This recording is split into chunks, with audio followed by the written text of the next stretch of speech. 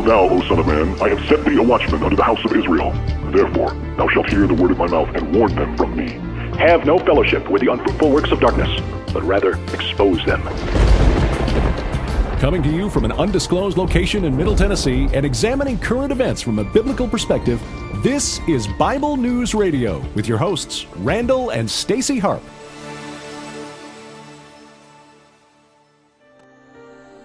Good evening. Hopefully this will work. Welcome to the show. I'm going to sing a song. Hopefully the microphone will stay. Bear with me. Mary, did you know that your baby boy will one day walk on water? Mary, did you know that your baby boy would save our sons and daughters? Did you know that your baby boy has come to make you new? This child that you delivered will soon deliver you. Mary, did you know that your baby boy will give sight to a blind man? Mary, did you know that your baby boy would calm a storm with his hand? Did you know that your baby boy has walked where angels trod? And when you kissed your little baby, you've kissed the face of God. Oh, Mary, did you know? Do you think she knew? I do. I think she knew.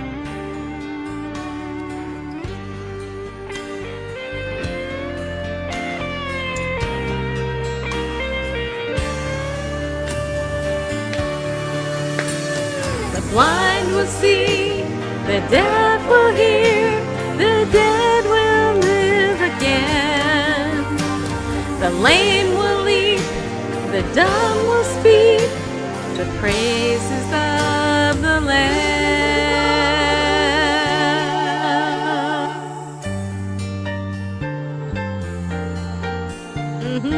Yeah, they will.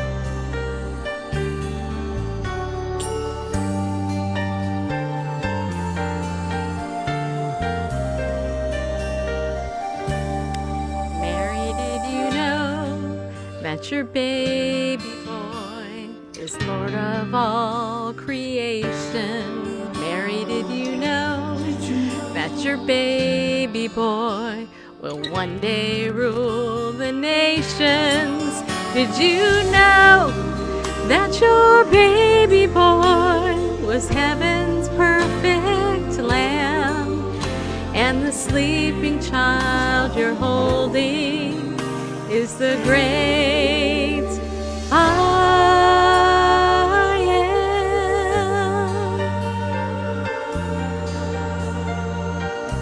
am. Mary, did you know? Oh, Mary, did you know?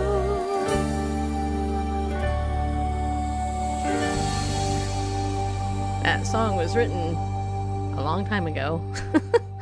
That was another Mark Lowry song, and also written by Buddy Green. Yeah, it was published by Word Music many, many decades ago. Yeah, it was. Well, fortunately, the microphone held out. Yeah, it did. So, hey, glad that you're here, people. Good Friday night to you. I'm gonna go ahead. I'm gonna see if I can look at people or who are in the chat room. Oh, there's my buddy. Dr. Jennifer Fee is in the house, who probably can't hear me. Did you hear me okay, Jennifer? Oops, wait, hold on. Wait, no, I'm in the wrong room. Get out of there. I want to go back in my own room. Okay, there we go. Okay. So I guess I can do that.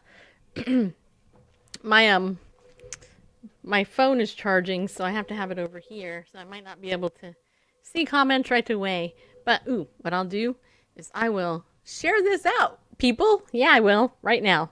I'm going to share it I'm going to share it with all my followers. And then we'll also share this on Twitter 'Cause you're no one if you're not on Twitter.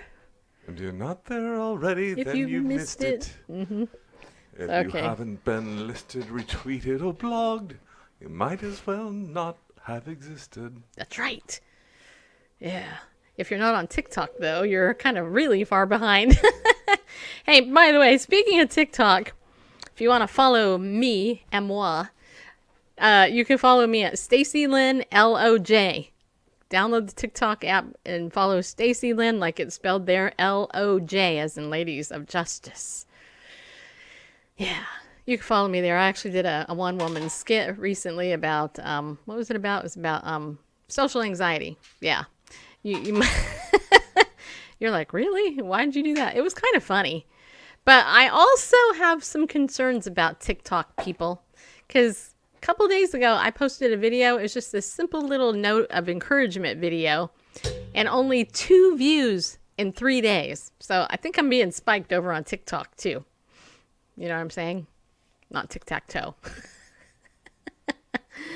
Okay, that was bad. Sorry, my bad. Okay, anyway. So tonight what we're going to do is we're going to talk about President Donald Trump. Yep. Hey, how many of you guys watched the impeachment hearings? Raise your hand. Oh, no, I didn't. I don't care. I probably should care, but I really don't. I mean, that's the truth. I so do not care. I probably should, but I don't, just so you know. You know why? Because if it was a Democrat in office and they did the same stinking thing, it's just bread and circus to me. And frankly, yes, your vote matters. You should always go and vote because being an American, you have that right to vote, right? But I believe, this is my opinion, you can take it for what it's worth.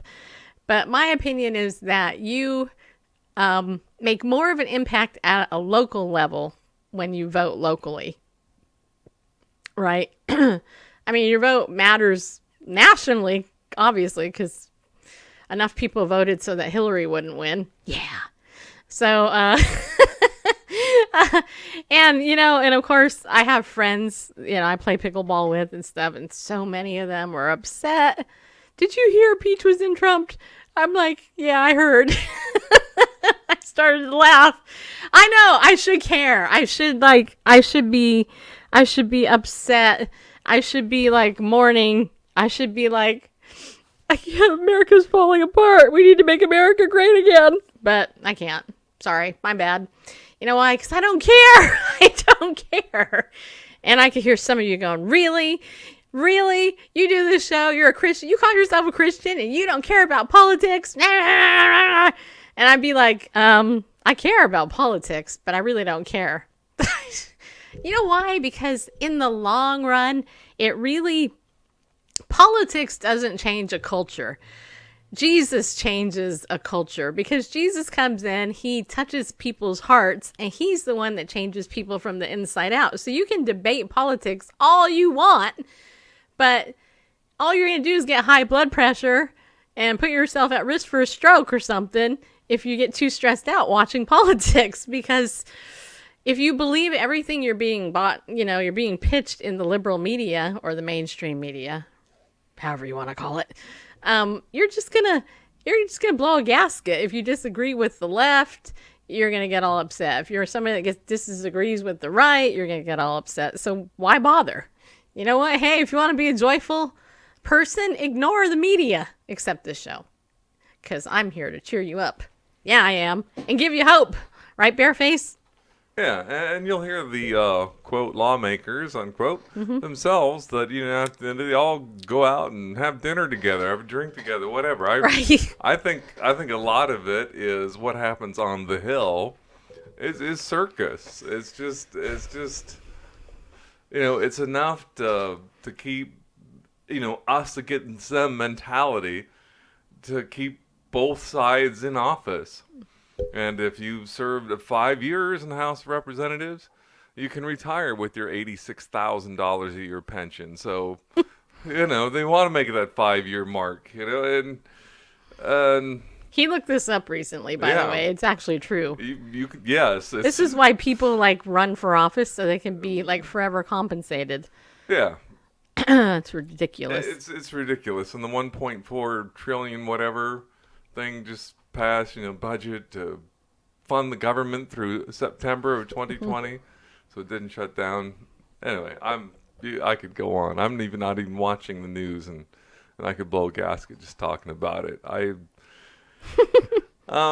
just think, don't get yourself emotionally, mentally, spiritually, anything invested in government and princes or horses or the power of government, because they're gonna let you down every time, and it's by design, I think. Anyway, I think it's totally by design, because if you understand Bible prophecy as it applies to the world, not just America, people. This is I think, okay, this is what I think a lot of people, boy, my hands are really dry. Hold on, I'm going to put some lotion on my hands. Maybe. If I can get this lotion thing to work. Did you break this on me? Oh, there it is. See, the first thing I do is blame Bareface. Yeah, like, what's with that? You're the only person that lives here that could do that. Do what? Mess up the lotion thing. Why would I be doing anything with it? I know, you're not that type of guy. I'm not Metro, no.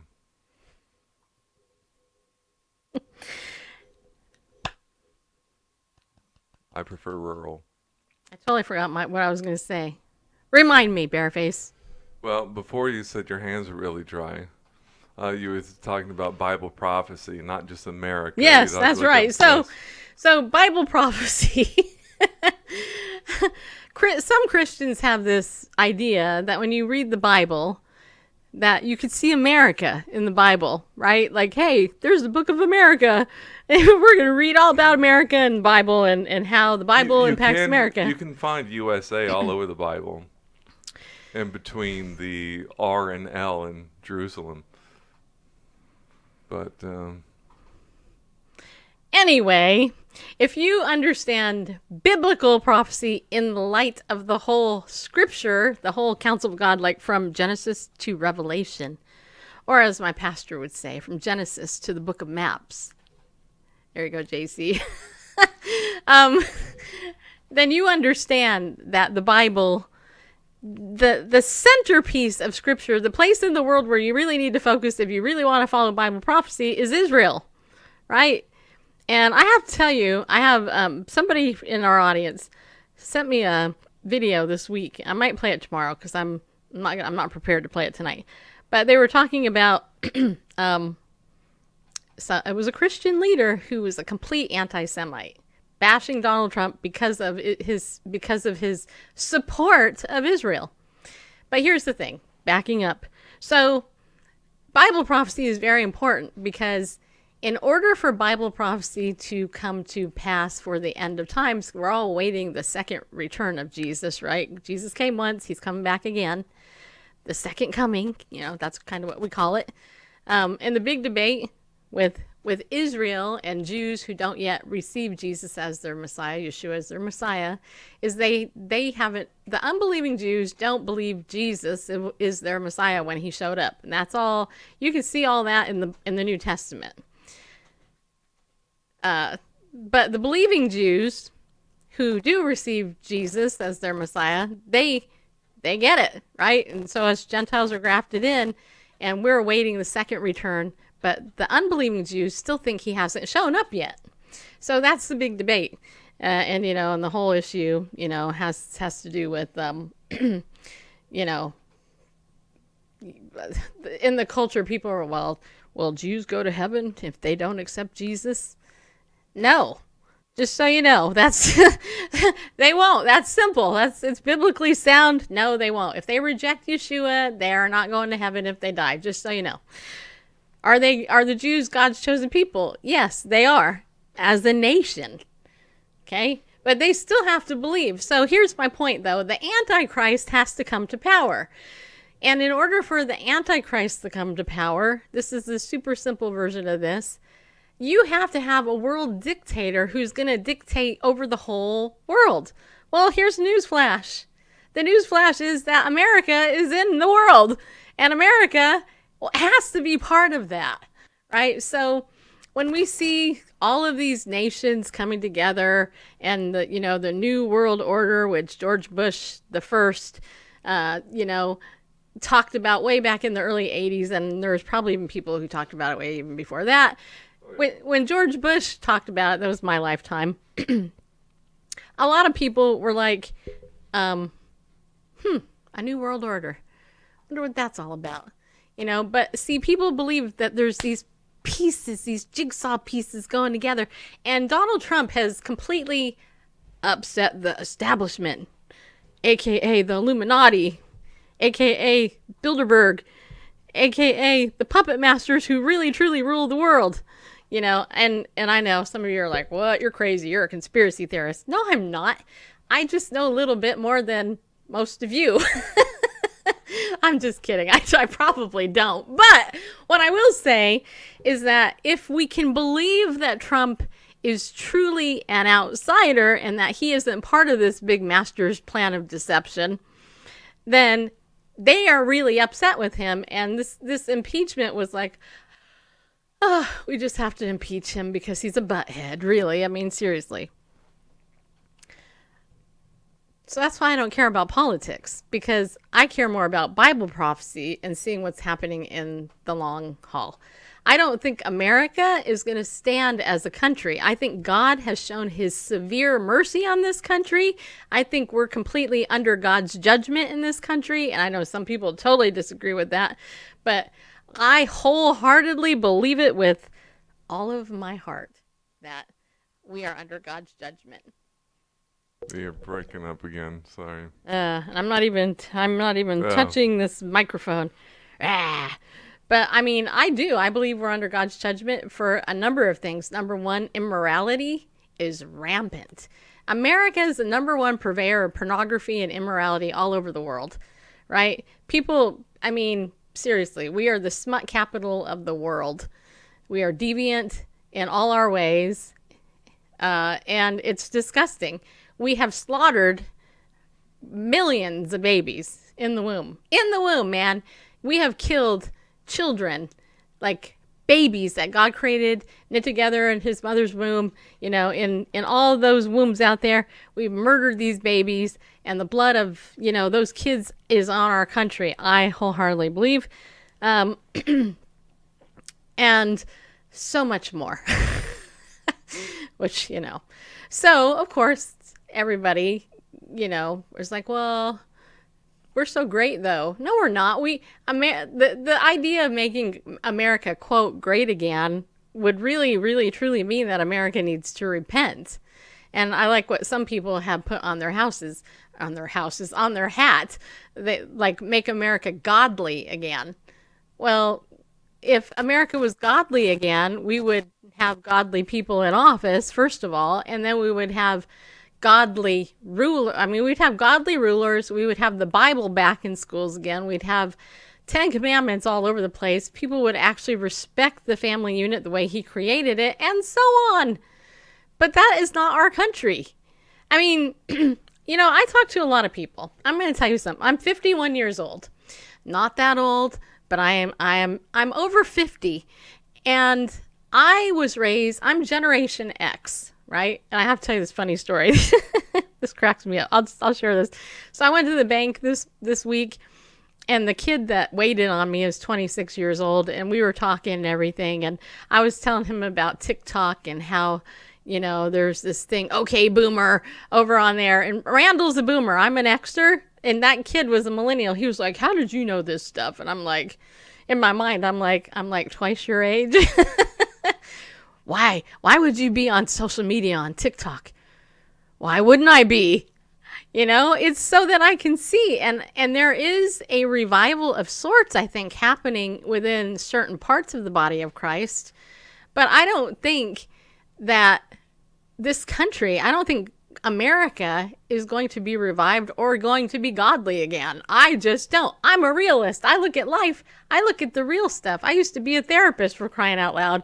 Most of the people that I counseled were Christians, and I have to tell you that the stuff that they talked to me about, they shouldn't have been talking to me about if they were being obedient to God's word. And it's kind of like in the Old Testament, and Randall can speak to this more than I can, but King Josiah, when he found the scrolls in the temple, they were loaded with dust. Israel had gone astray, and he was raised up to be a godly king to bring morality back to Israel. And I'm going to tell you something. The nation of Israel today is just as immoral and corrupt and wicked as we are. But the difference between America and Israel is that God's chosen people are in Israel. That is his land. The world has tried to destroy Israel, and the rebirth of Israel that happened in my parents' lifetime. It didn't happen in mine because I was too young. But the rebirth of Israel, when that happened, and Israel was born, let's say again, when they were born again, May 14th, 1948, when that happened, America played a huge part in that. So I believe because of that, we are blessed as a country, and I think God has withheld his severe judgment on us, but I still think we're under some form of judgment. So this ridiculous controversy with Donald Trump, and Franklin Graham, who I'm not a fan of, by the way, and I'm also not a fan of Christianity Today, but I do find it really interesting that we have the president of America, blasting Christianity Today, a Christian magazine, because the leftist guy that wrote the article in Christianity Today basically is calling for Trump's removal. So today, Donald Trump did that. He called for the removal. I started laughing when I read that headline too. I was like, wow. That's severe. The whole president of the United States calling out Christian magazine. So it's my understanding that Christianity Today was founded by Billy Graham many, many decades ago.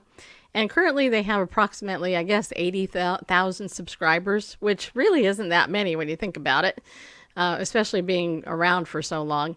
Franklin Graham felt the need to defend his father, but also Donald Trump. And is this the one that has... Yeah, so what we're going to do, can you play the video? For the AP News one? Yeah. No, the CBN News one. I think it's the same one, isn't it? I don't know. Okay. Well, yeah, if you want to pull that up, I can read this one. Which one? The AP one. Okay. Yeah, me and Randall are like this. Yeah, we are. Okay, so it says here... because he's got to find the video. So I will read this. Yeah, I will. I will do the best I can. I have floaters that irritate me because they're like floating in front of my eyeballs. Whenever I get really bright light, the floaters, I can see them. And it's like, I'm like, okay, let's just... yeah, they're gone. Okay, it says here, President Donald Trump blasted a prominent Christian magazine on Friday, a day after it published an editorial arguing that he should be removed from office because of his blackened moral record. I am not even going to touch the previous presidents on that one. Trump tweeted that Christianity Today, an evangelical magazine founded by the late Reverend Billy Graham, quote, would rather have a radical left non-believer who wants to take your religion and your guns than Donald Trump as your president, unquote. The magazine has been doing poorly and hasn't been involved with the Billy Graham family for many years, Trump wrote. He questioned whether the magazine would prefer a Democratic president to guard their religion. Some of his strongest evangelical supporters, including Graham's son, rallied to his side against the publication. Their pushback underscored Trump's hold on the evangelical voting bloc that helped propel him into office and suggested the editorial would likely do little to shake that group's loyalty. And I agree. I don't think it matters a whole lot what this dude has said, because I think the evangelical fundamentalist voting bloc listens to Christian media and they will do anything that Christian leaders in this country say. That's the truth. Because most evangelicals don't think for themselves, number one. And not that I'm not impugning anybody in particular, but I am saying that people are sheep. The Bible says that we're like sheep, and the evangelical bloc is a big, huge sheep. A bunch of sheep. Yeah, they are. And you wouldn't put Christianity Today as an evangelical leader? It used to be, but I think it's gone left. Well, yeah.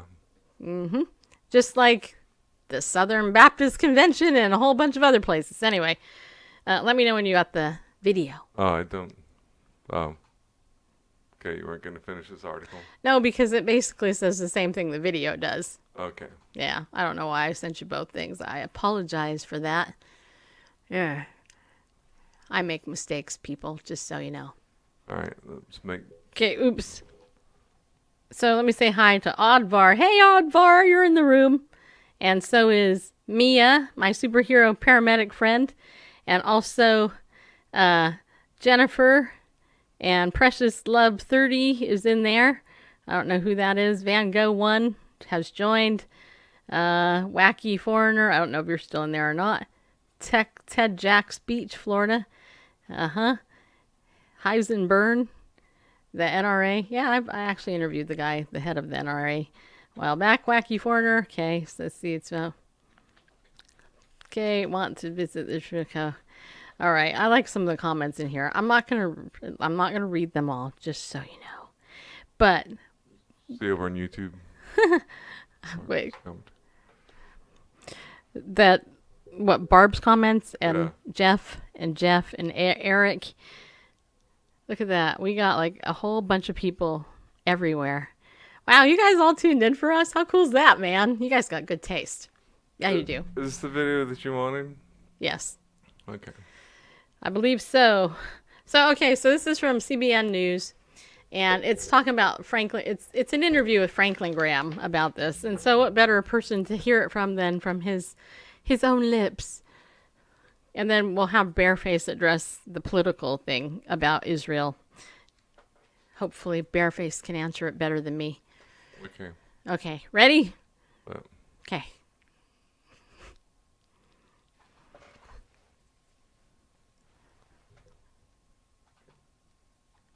Oh, no, this isn't it. This isn't it? No, it's the CBN article. It's the first one that I sent you. Okay. Well, then, forget this one. Yeah, because that one has audio, text on the screen. So, yeah, bear with us, people. Yeah. Okay, so while Randall is finding that video, I want to share something with you. Super great that happened this week. I want to encourage you as well, because that's why I'm here, in part, to encourage you, to annoy a few of you. So earlier this week, I went to see somebody who recently blessed me. I'm going to be very vague because they could be watching and some of you could know them, and I'm not going to say anything about who they are or where they're at or anything, but I just wanted to say that I had a very warm meeting with somebody this week. Because in recent days, they truly blessed my heart. And I don't mean that in a mean way. I mean, they really, truly did. They really touched me in a deep way. And I was very grateful for their kind gestures towards me. And so this week, I decided I wanted to do something special for them, even though you wouldn't necessarily think it was too deeply special because of what it was, but whatever. It's all in the eye of the beholder. And anyway, I went and I did this, and it was a really cool thing. You know, it was cool because, you know, sometimes people are looking for real connection and real relationships. And, you know, this Christmas is like a couple days from now. You guys all know that, you know. Just so you know, Randall and I, we haven't put up our tree. I haven't bought Randall a gift yet. I don't think he's bought me one.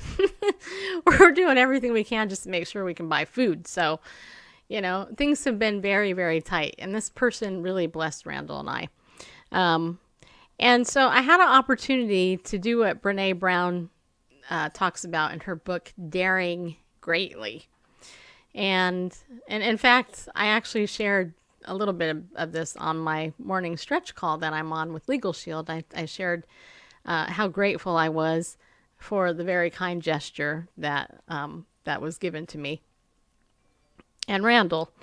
And I want you to know that, you know, the holidays sometimes can get lost when you focus on all the external stuff out there. And I think the media, I think this whole impeachment thing, I think all of this stuff is just external wrapping paper, if you will, that really inside of it is a crappy old gift.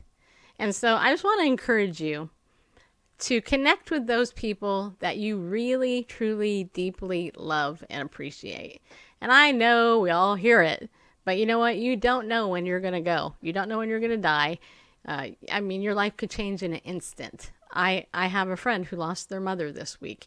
I have another friend I found out today, he lost his mother this week.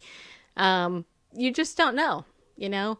And I don't want to scare anybody or anything, but I want to encourage you to lay aside all of that external crappy stuff that everybody gets so entangled in, and take a moment to really examine who you are, and then be very brave with those people.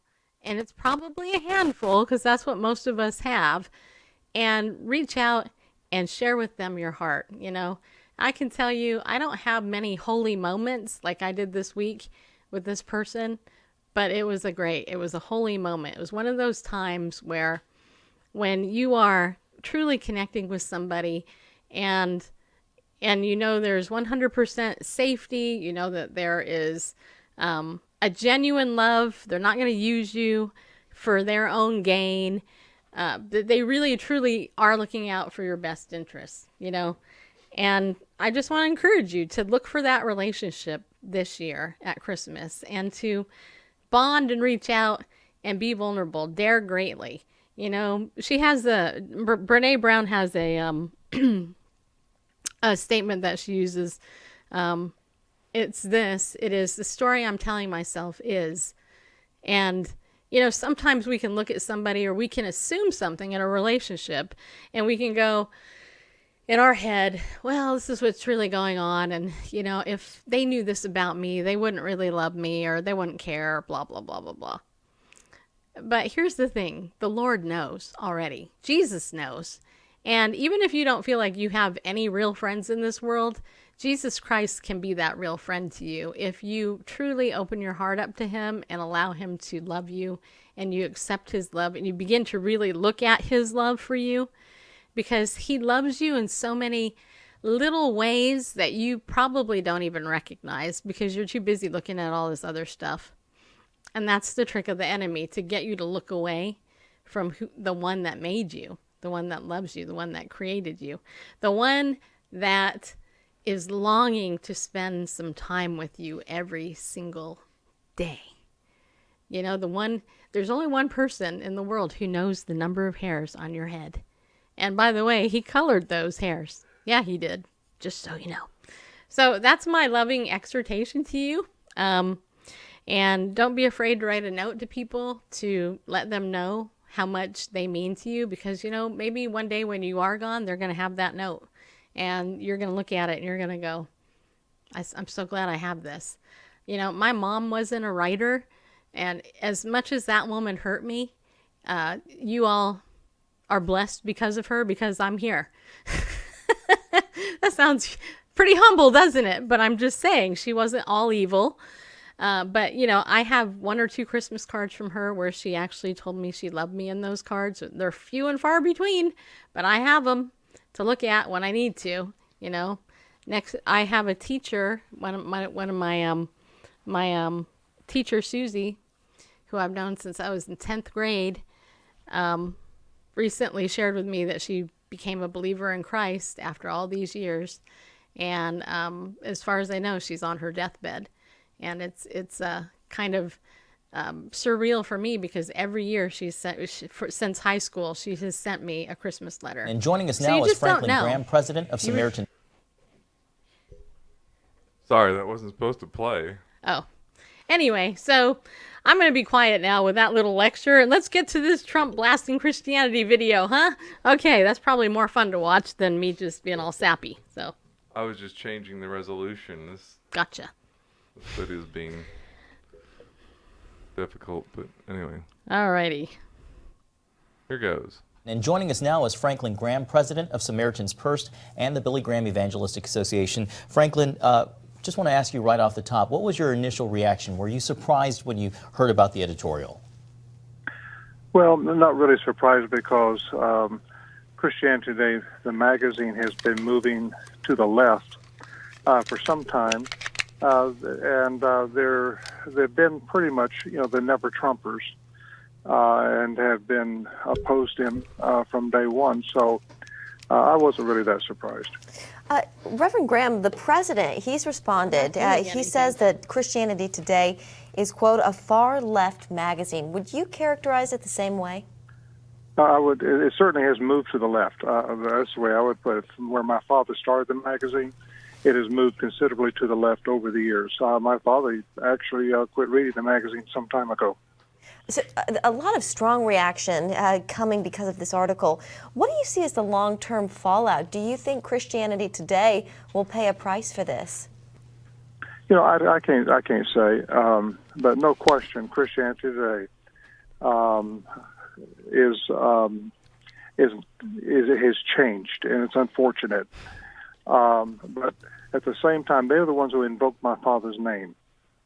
And I just thought it was important to speak out for him and let the readers know where my father would have been so disappointed in this, and the fact that Christianity Today took sides in something that was so partisan and obvious partisan.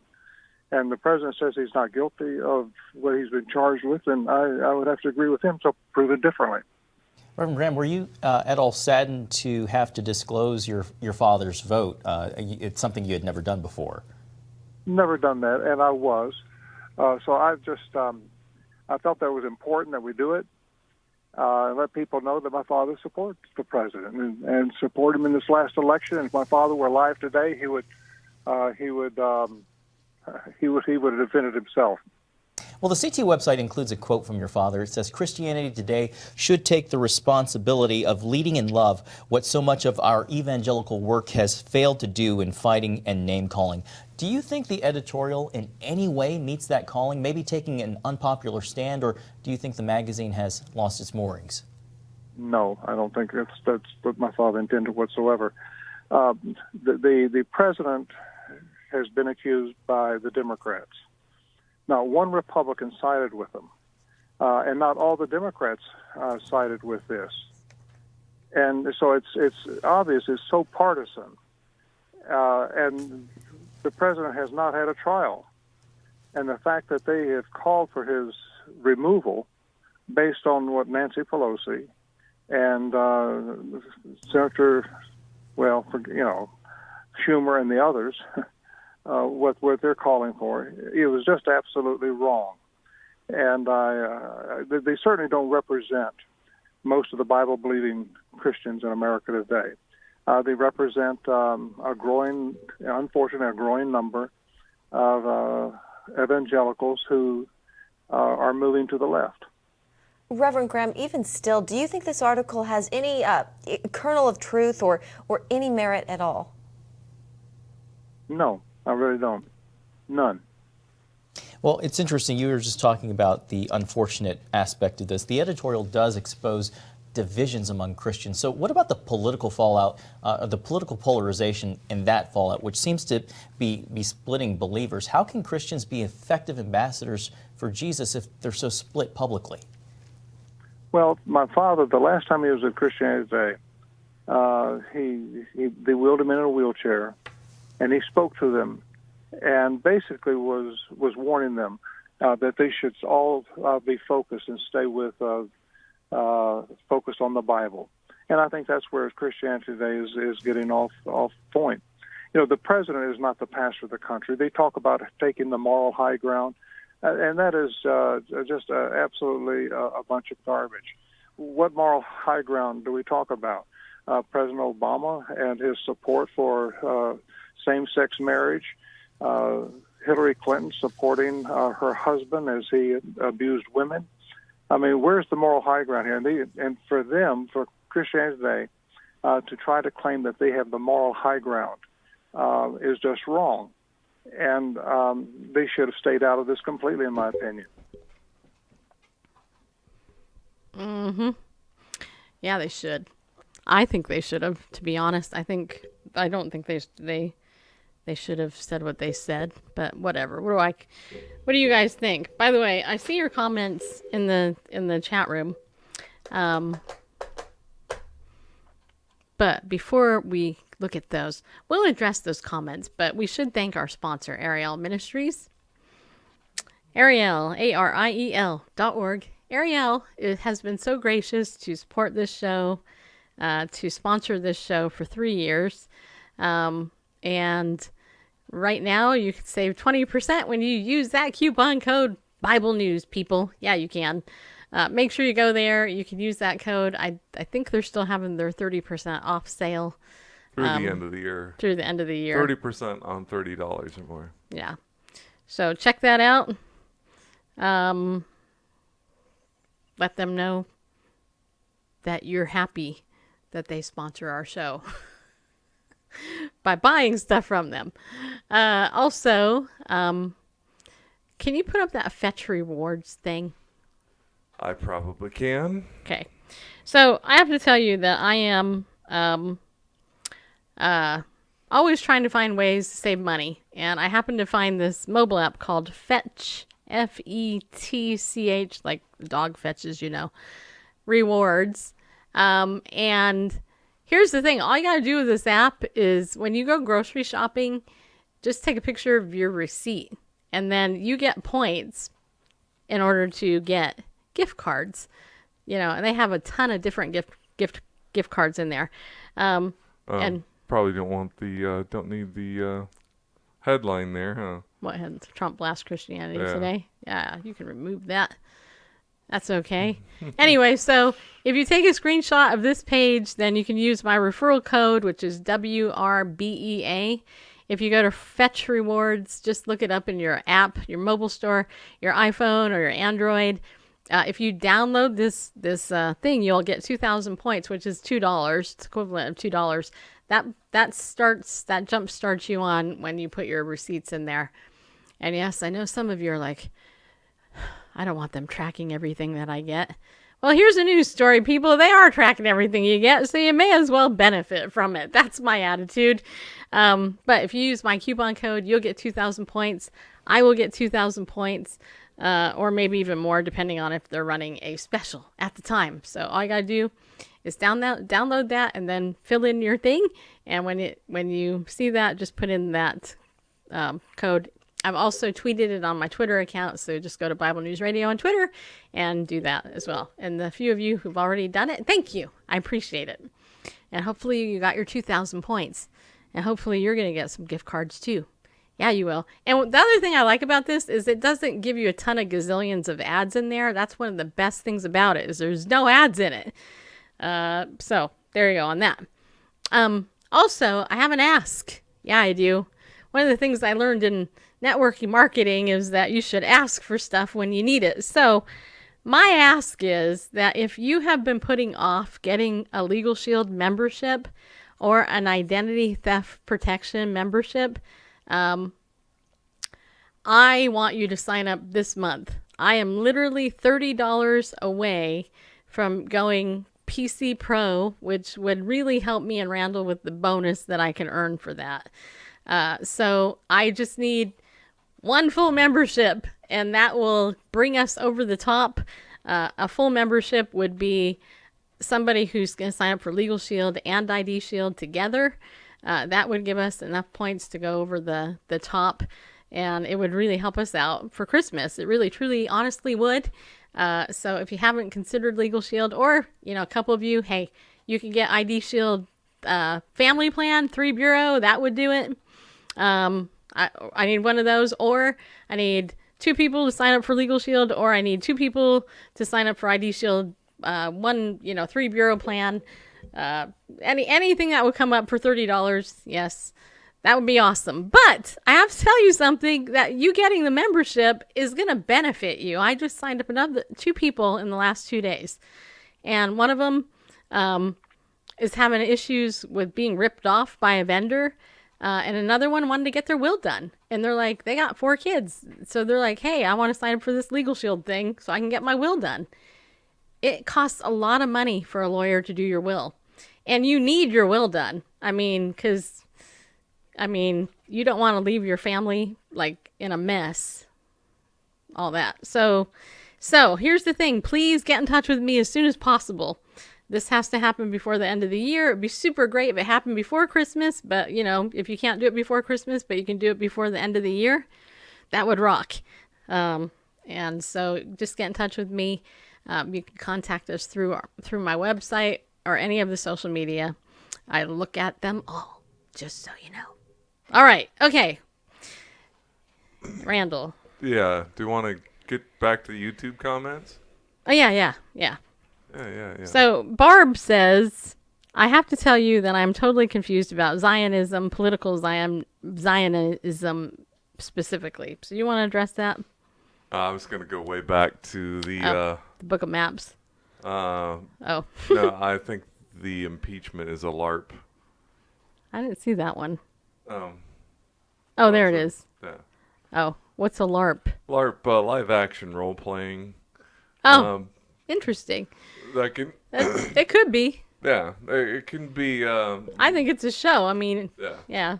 A LARP. Yeah, I like that. It's I cool. figure the 3-ring circus is the White House, the the Capitol building, and the Supreme Court. It's the 3-ring circus that puts on the shows. We'll get to your questions My soon. not so humble opinion. Over there. By the way, I'm part Jewish too. I actually have Jewish blood in me, and Bareface does too. So we're actually all Jews here. Yeah, we are. Can't you tell by our part noses? Jews, not all. very part. I am Jewish. Small. I'm proud of it. Should make T-shirts. Like I am Jewish. Well, yeah, that's a quick way to make some enemies too.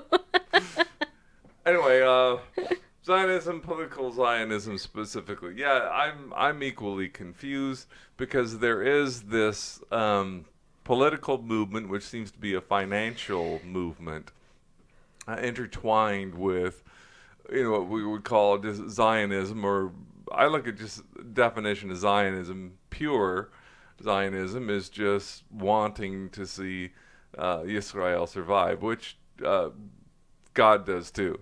I mean, Jeremiah chapter 31, we see that basically as long as the sun is shining, the waves are rolling in, etc., that Israel will continue to be a nation before him. And so, and we've seen so many things, wars, when they first, declared their independence in 1948, the 6-Day War, the Yom Kippur War, etc., where against all odds, they've survived. So there is Zionism where, other than just Jews have, our people are interested in the survival and support of Israel, as this nation always has been. I'm hanging on every word. Don't let me paraphrase. But then then I see this political Zionism, where trying to think of some of the players. Well, with the Rockefellers and things like that, if you go back to the late teens, early 20s, there has been this movement for the preservation of Israel, but it's not a spiritual motivation. It's a financial and political motivation, where there have been forces and players looking at the survival of Israel. But I think that that ends up still working toward the good. While they have different motives, it's still used for the preservation of spiritual Israel, if you will. I think of going back to Genesis, where Joseph's brothers, basically sold him into slavery, and then he met up with them some whatever. Let's see, he was 30 years old when he stood before Pharaoh, so maybe 20 years later, whatever, he meets up with his brothers, And he said, what you meant for evil, God meant for good. And that's a good English translation. Not that I'm a Hebrew scholar or anything, barely a Hebrew student, but that is the intent. They meant it for evil. They designed, their motives were evil for Joseph, but God meant it for good. That is, they were planning evil things, but God still used it for his purposes, that he wasn't able to turn around and turn it into something good, but God was behind it all the way. And you see that through the many prophecies in the judgment of his people, where nations, Assyria, Babylon, whatever, it's in God's plans to let these things happen. And he says, I will bring them from afar and all that. And yet Orthodox people hate Zionism, or so they say. I think because of that conflagration between, Zionism is just the survival of Israel and the support of Israel, and the political element that's there, and the intertwining of them all. And people look at Zionism, they do conflation. That's a conflagration. Anyway, the conflation. Anyway, conflating the two. But yeah, again, or even looking to the New Testament, I love Acts 2:23, I believe it is. Peter, giving that sermon on Pentecost, said, according to the determined counsel and foreknowledge of God, you have taken by lawless hands and crucified the Lord of glory, or something to that extent. Right. And it's like, their motives were bad to kill the Messiah. They were looking to get him out of the way, lest the Romans take away our place in our nation. And yet they ended up accomplishing exactly what God wanted to accomplish, and the death of the Messiah. So their motives were evil. So I think that's the way I look at it. And I am with you, Barb, trying to discern who's got what motives. Mm-hmm. Which one are truly interested in. Bareface didn't vote for Trump, just so you know. There's some people who are like, you guys are Trump lovers, blah, blah. I voted for Trump. Randall didn't. I'm a Trump tolerator. Yeah, I am too. I mean, he was better than Hillary, saying. And Bernie, definitely better than Bernie. So there are those interested in the promotion and support of Israel for biblical reasons, and then there are those that are favoring or working toward the support and exaltation of Israel for financial and political reasons. And sometimes it's difficult to see who's who in that, and especially in Israel's founding. If I think look at some of the early players, I think like Ben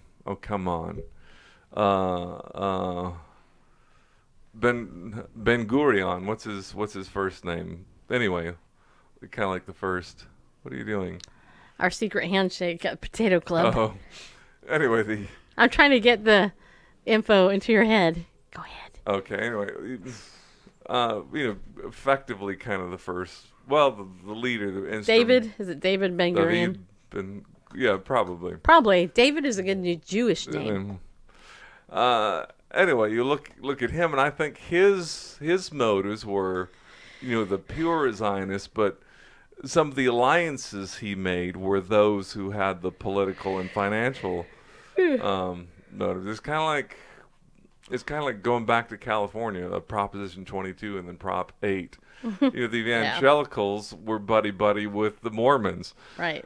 In that, because well, the Mormons did more. The Mormons did more, yeah, than the regular quote Christian church. It's like theologically we're completely different worlds, but we have this end goal in mind, and I think in the case of Ben Gurion and others that they saw these financial interests as having the preservation and I don't want to say exaltation, but whatever, the support of Israel in mind with different motives, but they made alliances because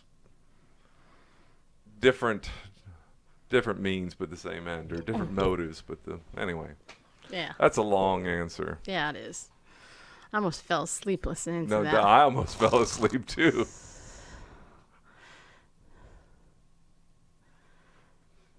All right, people. All right, so there was some other comments over here. Okay. And what happened was, ooh, dang it. Well, okay, so some of them got lost because I popped out of the app and then it won't let me see. It just, my bad, I'm sorry. But I got the gist of it. Okay, so a couple of people were saying that they lost some children recently in the last couple of years. And so they appreciated what I said. You're welcome. And I'm sorry you lost people that you love. See, that's the thing. This year, I know 5 people in my life died, and 4 of them were in February. Let's see here.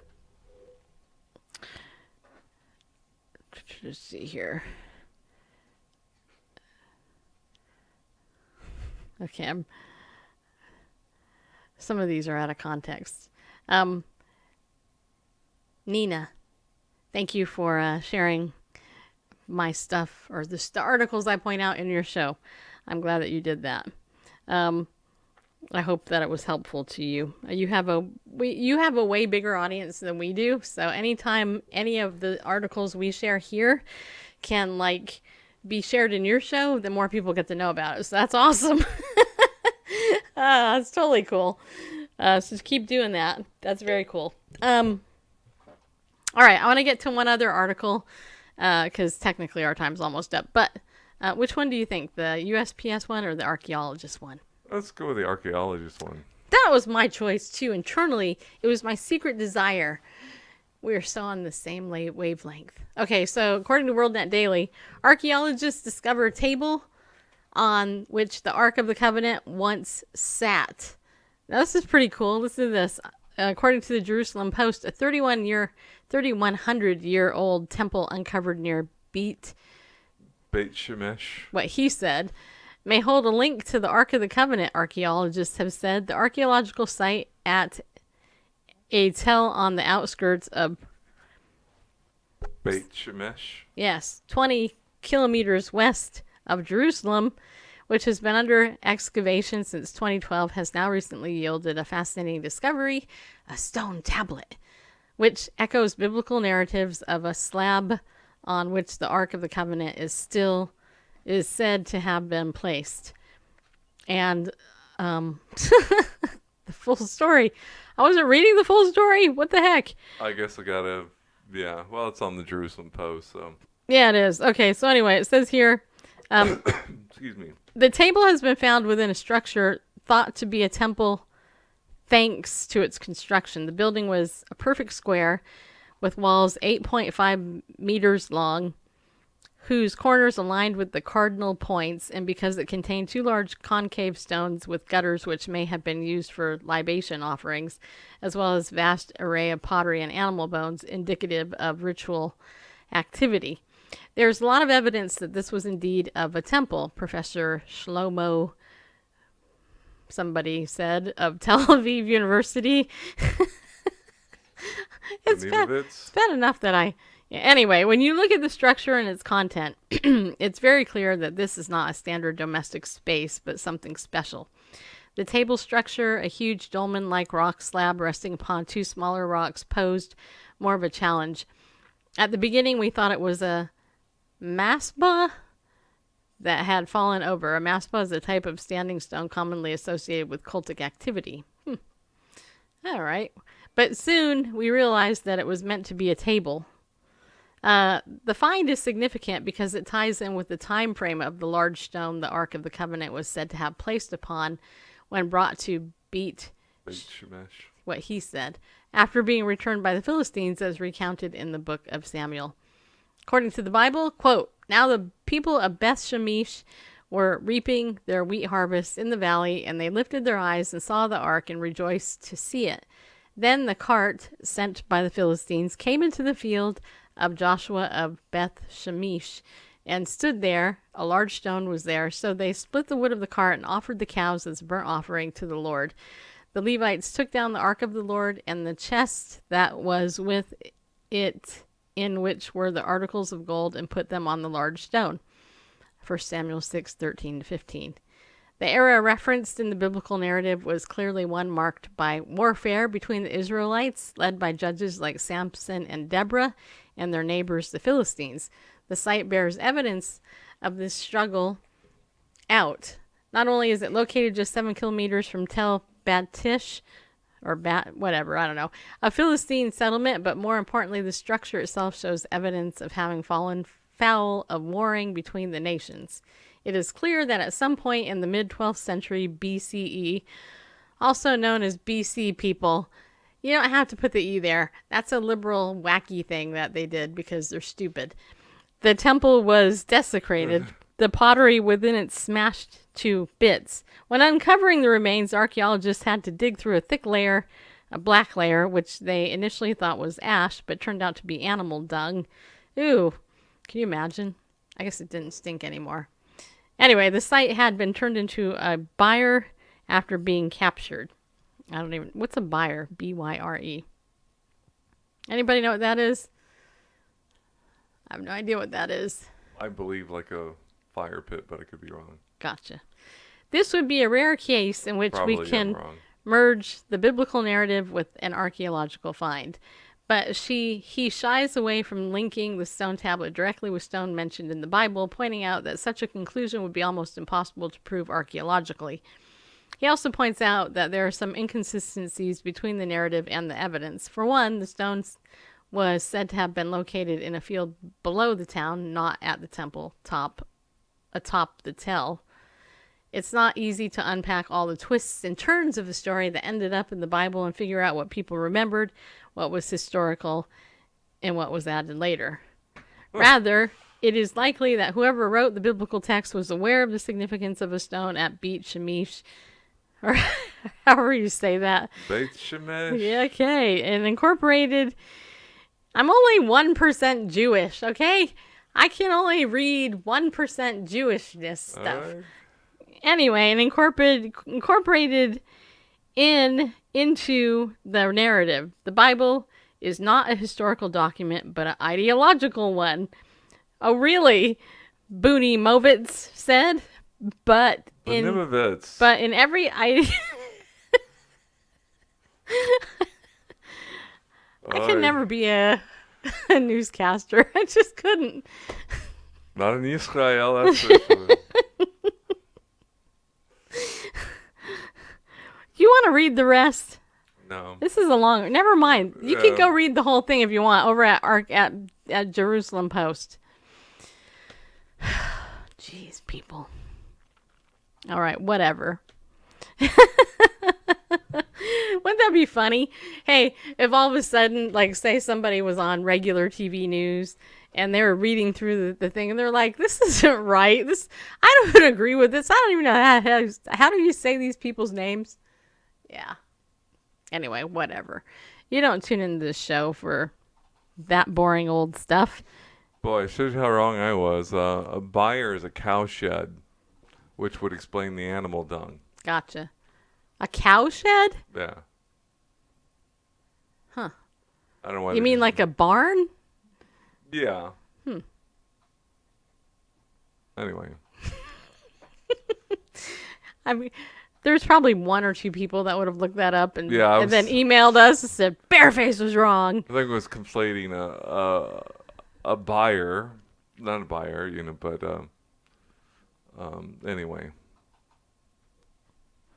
So, Barb says the Mormons practice a form of Freemasonry. Yeah. Freemasonry. Anyway, as far as I'm concerned, Freemasonry is simply satanic, and I come from a Masonic family. I'm very sincere about this, and I don't care who I offend. And if anyone would like to debate me on this, prepare to lose. I love Barb. Hey, you should hear what our pastor says. Yeah. I actually agree with you. In fact, there was this creepy guy who's like a 42-degree Mason or something. Used to go to our church. He kept hitting on me. Ugh. Yeah. Ugh. Anyway. All right. Well, our show is over, people. Do you want to say something? My nose. I hate it when my nose. Just confirm that. Jeez, man. That yeah, Mormonism borrows heavily from Freemasonry. Yeah. So if you would like to, I forgot to ask for money. If you guys want to support our show, money, please. Well, I did by offering you the product, but I forgot. Hey, you guys can donate too. And I know it's the end of the year. Everybody's got lots of money to spend. Yeah, you do. So if you want to donate to us, feel free. Go to BibleNewsRadio.com. Anything you give will help. And a couple of you this year have donated some very special stuff to us. And it means a lot to me. Gifts is my love language. So gifts and quality time. So if you want to know how to love me, give me money or a gift, okay? and or good quality time with me is good. That's good too. Yeah. So anyway, you can donate at your leisure. And those of you who do, thank you very much. I appreciate it a lot more than you know. And so does our dog Tuggy Bear and our dog Grover and our cat Gideon. There's 5 little mouths that need to be fed in this house. Not just me and Bareface. And by the way, pray for Bareface, his arm. It's your left arm, right? Yeah, tendonitis, I believe.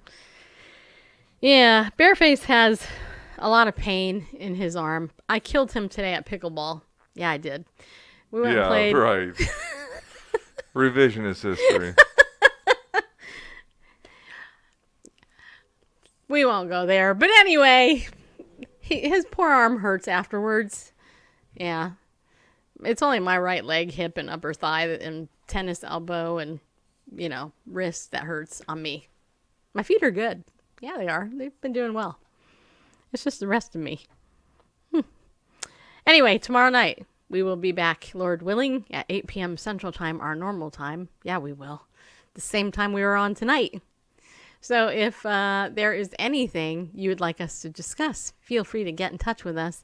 And if you haven't yet joined my text message list, you can text Bible News to 33222. And if you don't know how to do that, let me know. I'll put your phone number in, and you should be able to get text message list messages. Like today's question was something about what king threw somebody in a fiery furnace. Or a furnace with lions or something. Den of lions. The answer is Daniel, people. That's not the king. Who was thrown into it? Who was thrown, not the king. The king didn't do it. Well, the king did it, but Daniel was the answer. It was a super easy question, and some of you got it wrong. I can't believe you. How could you get that one wrong? That one... Everybody knows that. Even unchristian people know that one. Yeah, who was thrown into a den of lions by an evil king. I am totally judging you. I am.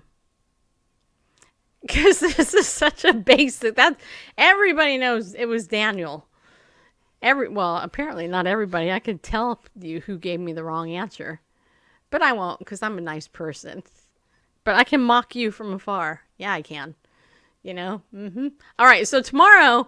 I'm going to throw out 2 questions, and we're going to see how many of you get them right, because I missed doing this couple of days this week, so I'm just going to give you 2 quizzes, and hopefully you'll get it right, and then you'll feel good about yourself again. How's that? I'm all about building up people. Yeah, I am. All right, so here's the thing. People, go. Be bold. Stand up and go with God, people, because he loves you. Yeah, he does. We'll see you tomorrow.